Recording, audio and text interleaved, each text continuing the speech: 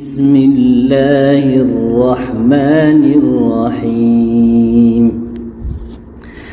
هل أتى على الإنسان حين من الدهر لم يكن شيئا مذكورا.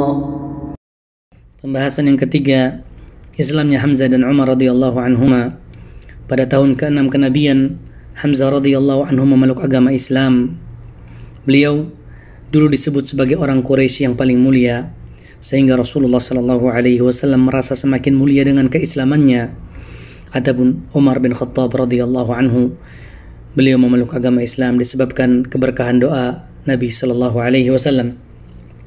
Maka orang-orang beriman semakin merasa kuat dengan keislaman mereka berdua, dan mereka pun terlindungi dari gangguan kaum Quraisy.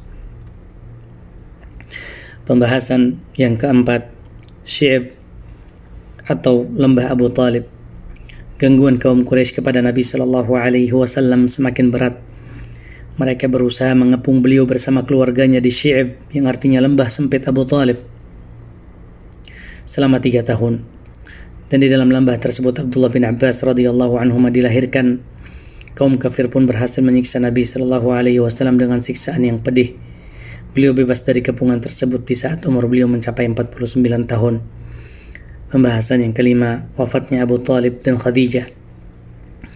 Beberapa bulan setelah peristiwa pengepungan tersebut terjadi, paman beliau sallallahu alaihi wasallam diwafatkan pada umur 87 tahun. Kemudian selang beberapa waktu setelahnya Khadijah radhiyallahu anha pun wafat. Maka gangguan orang-orang kafir kepada beliau semakin bertambah berat. Pembahasan yang ke-6, perjalanan Rasulullah sallallahu alaihi wasallam menuju kota Taif. Beliau sallallahu alaihi wasallam keluar menuju kota Taif bersama Zaid bin Harithah radhiyallahu anhu dalam rangka berdakwah di jalan Allah Subhanahu wa taala. Beliau sempat tinggal di sana beberapa hari, akan tetapi penduduk kota tersebut tidak menyambut baik dakwah Nabi sallallahu alaihi wasallam.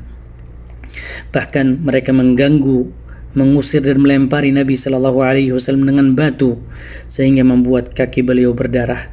Kemudian Rasulullah sallallahu alaihi wasallam pun meninggalkan mereka kembali menuju kota Makkah dan memasukinya di bawah perlindungan Mut'im bin Adi. Pembahasan yang ke-7, Islamnya Addas. Ketika beliau sallallahu alaihi wasallam dalam perjalanan pulang dari kota Taif, beliau bertemu dengan Addas.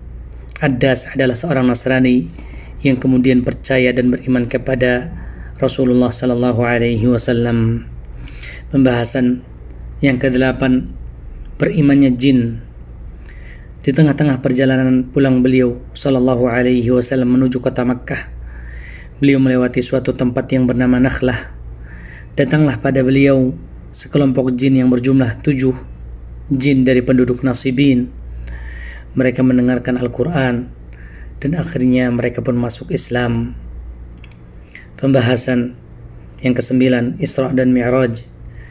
Kemudian beliau sallallahu alaihi wasallam diajak berisra, yang artinya berjalan di malam hari, dengan ruh dan jasadnya menuju Masjid Al-Aqsa.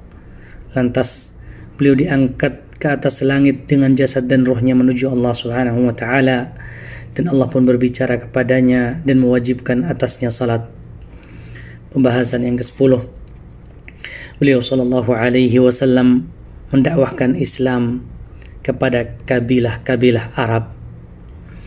Selama beliau sallallahu alaihi wasallam tinggal di kota Makkah, beliau senantiasa mendakwahi kabilah-kabilah Arab kepada Allah Subhanahu wa taala. Pada setiap musim haji, beliau menawarkan dirinya kepada kabilah-kabilah tersebut. Siapakah di antara mereka yang ingin memberi tempat bernaung baginya agar beliau dapat menyampaikan risalah Rabb-Nya dengan balasan bagi mereka surga? Namun tidak ada satupun dari kabilah tersebut yang menyambut baik tawaran beliau. Maka Allah Subhanahu wa taala menyimpan kemuliaan tersebut untuk kaum Ansar. Kemudian Nabi bertemu dengan 6 orang dari mereka, kaum Ansar, dan akhirnya mereka menerima ajakan Allah dan Rasul-Nya.